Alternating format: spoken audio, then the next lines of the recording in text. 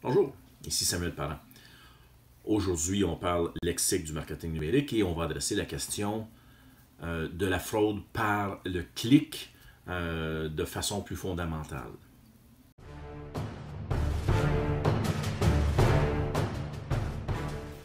La fraude par clic en est une qui existe depuis très longtemps. C'est une des premières à avoir vu le jour.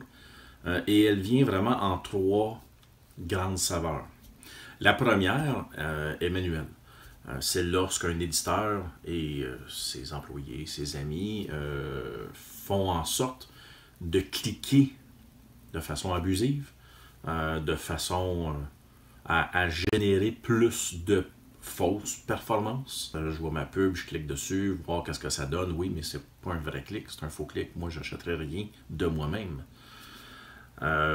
Ou encore un éditeur qui clique sur les pubs de ses clients pour essayer d'avoir une meilleure performance que l'autre éditeur, sauf que l'autre éditeur fait exactement la même chose. Donc ça, c'est une première tactique.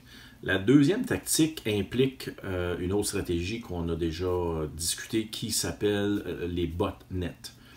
Un botnet, essentiellement, c'est un robot. Donc, on crée un robot qui vise une publicité en particulier ou encore toutes les publicités sur un site en particulier et envoyer clic.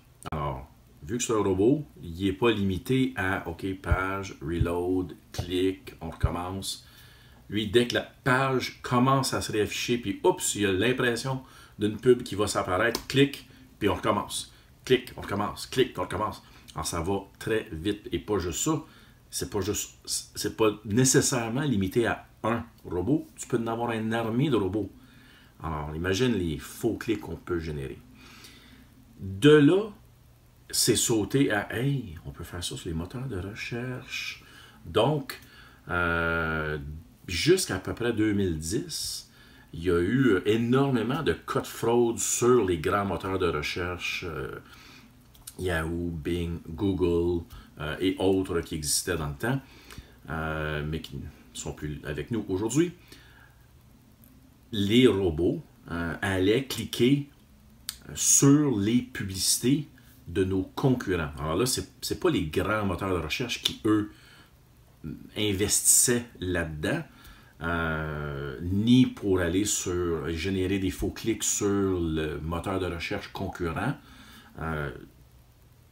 L'industrie avait quand même assez de respect pour soi-même à ce moment-là, mais de deux choses l'une. Il y a des grandes entreprises qui, eux, ont engagé des botnets pour cliquer sur les publicités de leurs concurrents. Alors, ça peut être un fabricant automobile qui fait cliquer sur les pubs de son concurrent, ce qui fait que le concurrent il dépense beaucoup d'argent qui rapporte à rien. Parce qu'on s'entend, un robot, ça n'achète pas d'automobile, ça ne s'abonne pas à un service cellulaire, ça ne souscrit pas à des assurances, ça ne dépense rien. Il y a eu plusieurs cas qui se sont retrouvés en cours. Les grands moteurs de recherche ont eu des méga pénalités à payer, à assumer, et depuis, on mis tellement de ressources en place que ça fait partie de l'algorithme de détecter des comportements de clics suspicieux. S'il y a plusieurs clics en un très court laps de temps pour une publicité en particulier, le premier est compté, les autres sont écartés, même s'ils sont légitimes. Donc, on prend plus de chance. Alors, la fraude de clics sur les moteurs de recherche, je peux vous rassurer, ça n'existe plus. Je dis ça qu'une petite parenthèse, il y a toujours possibilité, mais les grandes façons de le faire n'existent plus.